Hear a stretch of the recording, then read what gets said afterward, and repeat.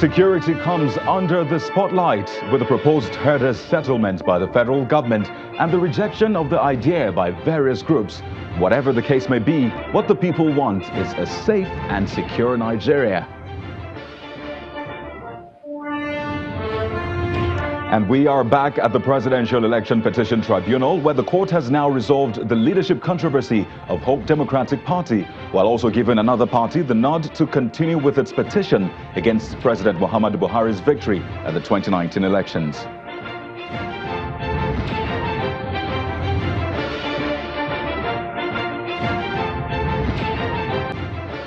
Hello everyone and welcome to the program. This is Politics Today, live on Channels Television. I am Kayode Okikiolu, standing in for Seun Okinbaloye.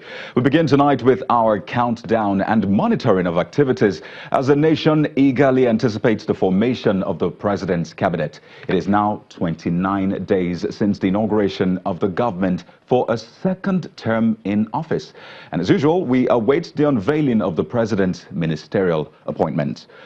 Well, to an update from the Presidential Election Petition Tribunal, which has been quite busy this week. Earlier today, two major issues were resolved. On one hand, the controversy surrounding the leadership of the Hope Democratic Party following the emergence of two factions at the tribunal. Now, one faction was asking the case to be withdrawn, while another faction opposed this withdrawal. Eventually, Justice Mohammed Garba ruled that HDP and its presidential candidate in the February 23rd general election, that's Mr. Ambrose Owuru, remained consenting plaintiffs in the eyes of the law and not the faction of Mr. Poland Tambra. In the other case, the tribunal dismissed an application filed by the INEC seeking the dismissal of a petition filed by the People's Democratic Movement, that's PDM. So as it stands right now, the HDP and PDM are still very much active in the legal battle for the outcome of the 2019 presidential election. Well, let's now bring you some other trending political stories at this hour. Here's our political roundup.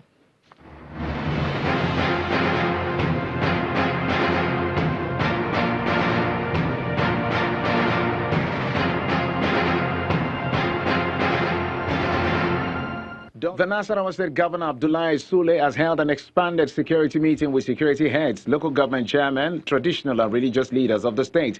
The meeting, which is the first since his assumption of office, was held at the council chambers of the government house in Lafia. According to the governor, the meeting was necessitated by the cases of kidnapping, banditry and other crimes, which is still evident in some parts of the state, and to fashion out a lasting solution to tackle them. The Presidential Election Tribunal has dismissed the application filed by a factional chairman of the Hope Democratic Party seeking to expunge the HDP as a party in the petition challenging the election of President Buhari. In a unanimous ruling, Justice Mohammed Garba held that Mr. Poland Tambra did not swear to an affidavit challenging the averment by Mr. Ambrose Owuru on the recognized leadership of the HDP. The tribunal also dismissed an application filed by INEC seeking the dismissal of a petition filed by the People's Democratic Movement.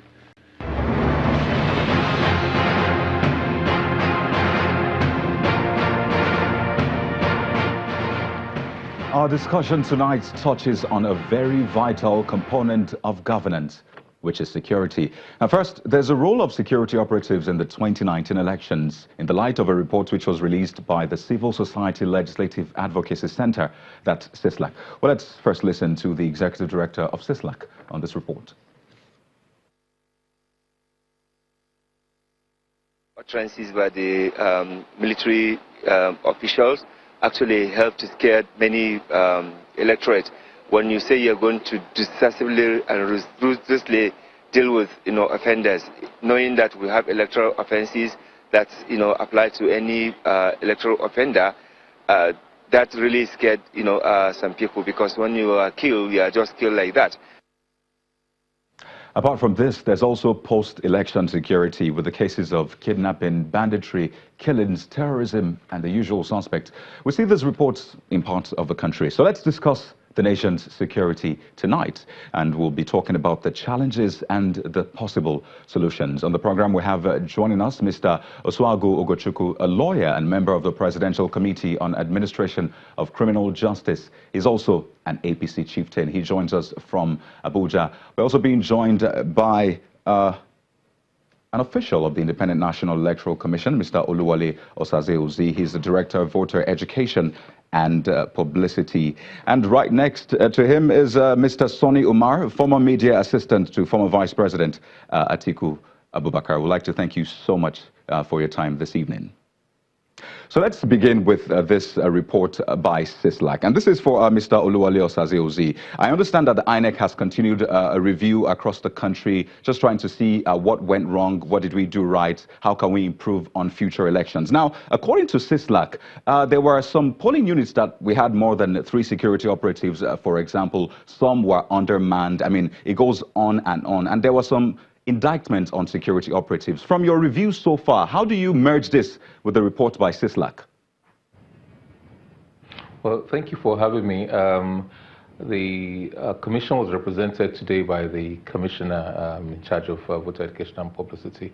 He was there. Unfortunately, we talked a little bit about the reports, but we have not had an in-depth discussion about it. So I'm a bit handicapped in discussing details of the report. In any case, we're at the moment, as you quite rightly said, harnessing the reports from our field officers. On Monday and Wednesday, we just met with our electoral officers from all 774 local governments of the country, and they were useful, very, very useful conversations and insights given by them about the whole gamut, the whole spread of the electoral process, and security was a thing of major concern.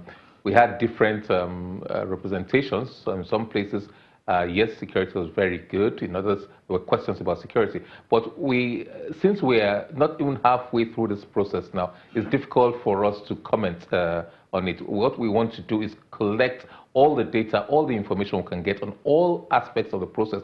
Security is a key aspect of the process. Right. Issues of insecurity, general insecurity of the country, electoral security, the professionalization of security forces, how well they behaved during the elections. Did they do what they were expected to do? Right. Were they rightly deployed and the correct numbers? Okay. So these are issues we're discussing, and on Monday we'll continue discussion with the political parties. On Tuesday we have Mr.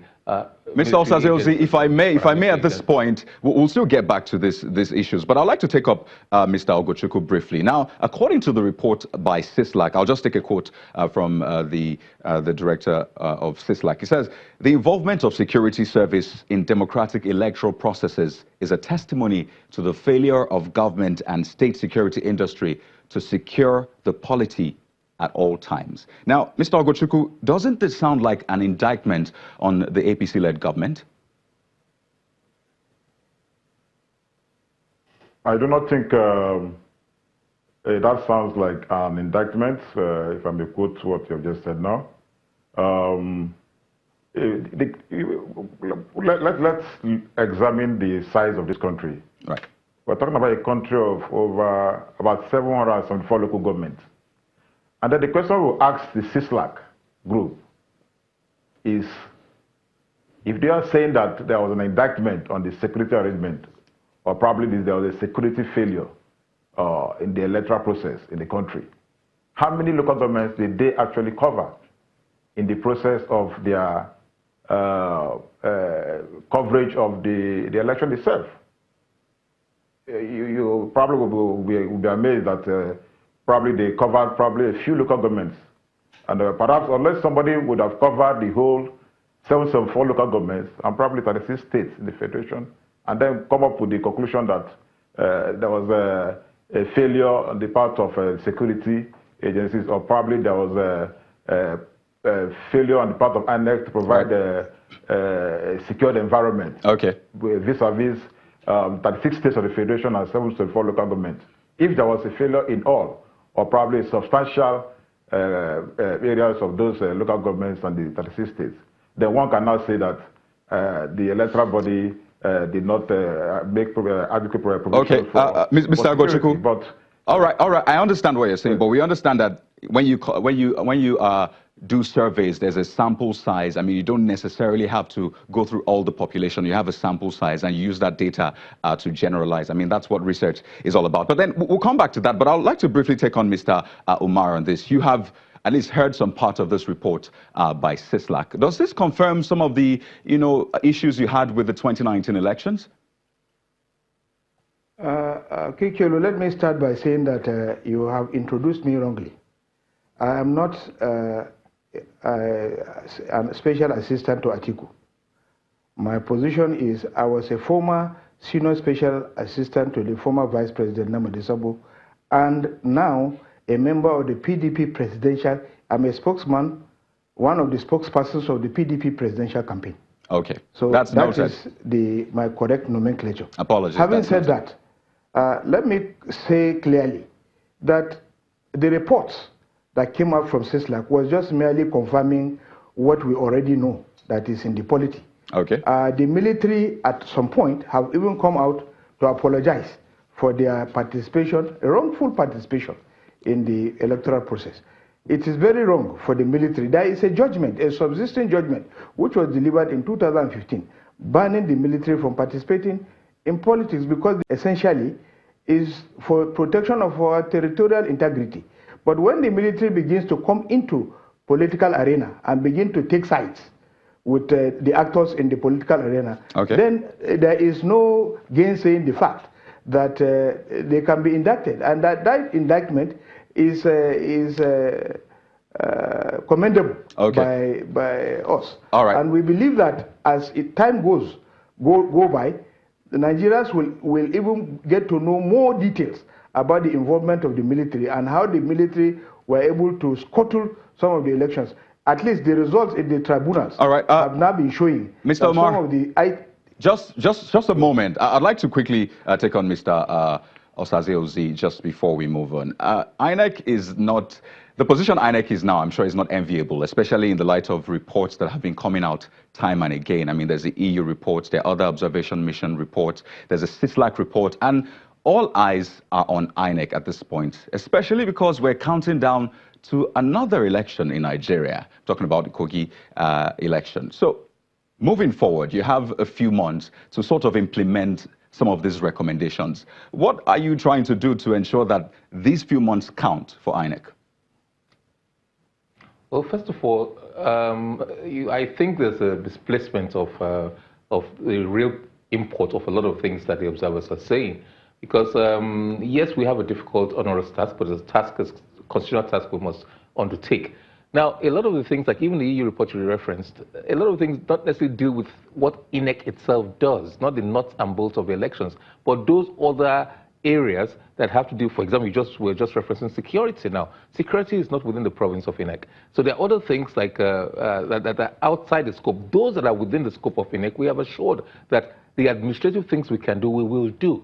But if you ask me, for example, to limit the number of political parties, we cannot do so. It's a constitutional matter which unless and until you undertake constitutional reform, you cannot do. So in the next few months, all those things that can be, the reforms that can be undertaken by INEC, and have started already, we will implement all those recommendations and undertake all those reforms that administratively that we can do to improve the process. Okay, now that you talk about the recommendations, we'll go on a break now. But then, people have been saying, how about we go back in time and take a look at other recommendations that were made? We have the Justice Uwais recommendations and other recommendations that were made. If you can give us an exclusive here, what do you think the approach of INEC will be? Is it first in, first out, or last in, first out? Which of the recommendations are you considering first? No, first of all, we have to look at recommendations. Let's start from Uwais. We have to look at the Uwais recommendation. We have to look at the Lemu recommendations. And we have to look at the Nnamani recommendations. Of course, we might even reference the Babalakin report. We brought these things out. The things we'll deal with, some of these things, as I said, require constitutional and legal amendments, or amendments to the legal framework, which what our role will be is to, if we believe in it, is to advocate, join others like the media, the civil societies, other stakeholders to advocate for the National Assembly to do the needful. All right. Those things we agree with. For example, Electoral Officers Commission, we believe that will help a great deal. Recommended by the Ways, recommended by Nnamani Lemu. We thought that this would be a good thing for our process, and we have been calling for this in all our memos to the National Assembly, in our engagements with the leadership of the Assembly. All opportunities we call for this. That has powers to arrest, powers to investigate, and powers to deal with issues regarding electoral malpractices. So those kind of things we do. Advocacy, engagement, and pushing for reforms. All right. I'd like to appreciate you for your thoughts. Well, we've discussed election security, but in a moment, we'll talk about post-election security in the country, and we'll be returning to our discussants tonight. Join us again.